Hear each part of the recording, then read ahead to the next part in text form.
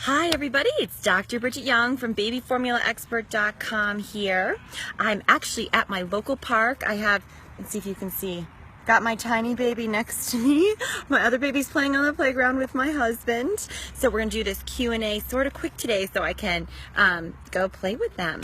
So for those of you that don't know me, I'm Dr. Bridget Young. I am a doctor of perinatal nutrition and a certified lactation counselor and founder of babyformulaexpert.com.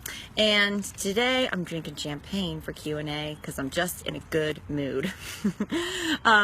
Today I'm going to be roughly tackling a quick question that is the number one question that bring patients and clients to me, and that is, how do I go about starting formula supplementation if I have been breastfeeding? This often happens around 12 weeks when moms have to go back to work.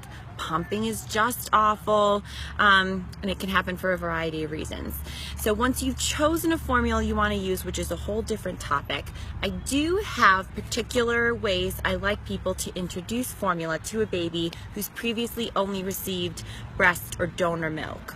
And there's two ways to go about it.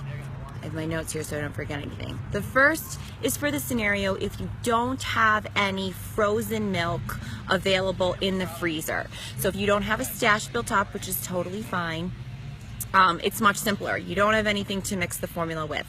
In that case, the very first time you try new formula, I do want you to nurse the baby first if you're still nursing.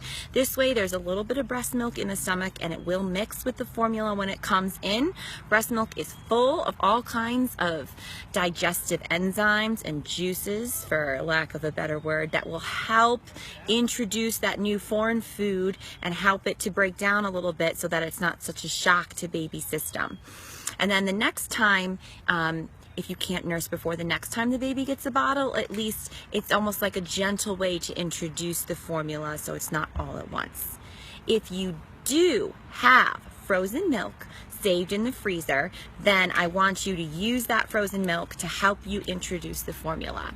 The best way is the longest way, and you have to have a lot of milk to do this. So if you don't, I'll give you other suggestions. Ideally, he's doing great. The first bottle, I want you to mix 3/4 breast milk with 1/4 formula. So it's not that much formula. And if you have milk saved up, ideally, I'd like you to do that for a whole day. And then the next day when you're supplementing, do the bottle half breast milk, half formula for another whole day. And then the next day, you can imagine 3/4 formula, 1/4 breast milk. And as you're doing this, of course, you're always watching for signs that the baby's not tolerating the formula. Signs of a bad reaction would be a rash, excessive spit up, vomit, blood in the stool. These are all really rare. I have to say them, but don't panic. Your baby will be fine. But this slow introduction diminishes the chance that the baby will have a reaction for just the same thing I mentioned earlier. When you mix it with breast milk, it's going to taste like what the baby is used to. And the breast milk will help pre-digest the formula a little bit so that it's easier to digest and so it's not so much of a shock to the system. So if you don't have a ton of breast milk saved up, just meet me somewhere in the middle. So maybe you can only mix breast milk. I'm shaking excuse me, let me just give him his milk. You're all right, Angel, I'm almost done. Just give him a little bit of breast milk with the formula, as much as you have. Now, before I sign off, there is one critical exception to this rule. I bet you guys didn't know this, this is shocking, and people just don't know it. If you are choosing to supplement with a 4 spit up formula, so Similac has a spit up a formula 4 spit up, and Enfamil, I believe it's Enfamil, has the AR formula, which does not stand for acid reflux. It stands for added rice, and it's marketed for spit up. These two formulas or other generic brands that are marketed specifically for spit up have rice or some kind of starch added to them that makes the formula thick so that it's harder to come back up. If you mix these spit up formulas with breast milk, the digestive enzymes, which are called amylases, the digestive amylases in the breast milk will digest the starch, meaning it completely defeats the purpose of a spit up formula, because the formula will not thicken in the stomach, because the starch that thickens it has already been degraded by the breast milk. So if you are choosing to supplement with one of these formulas, do not mix it with breast milk.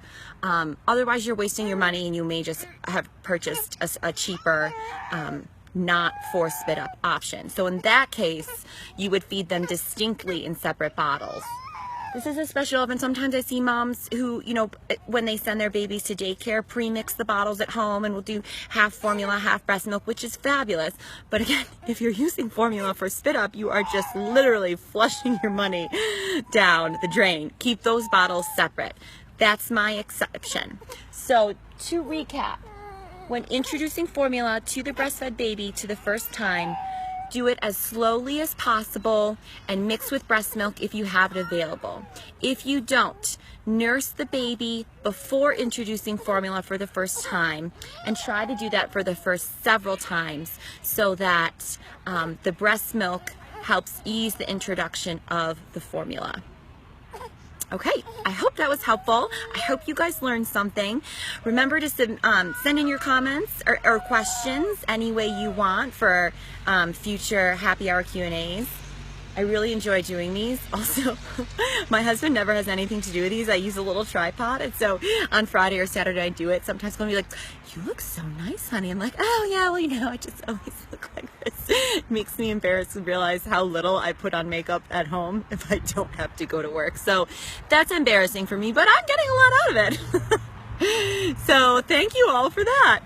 And what I'd really love you to do this time is, when next time you're on the Facebook page, click the sign up button right near the top, and that will put you on my email list. So when I come out with new cool tips, or I learn new things at research, or when I come out with free resources that are helpful for moms, I will send it to you for absolutely free. So thanks so much for watching, and have a wonderful, wonderful weekend. Take care.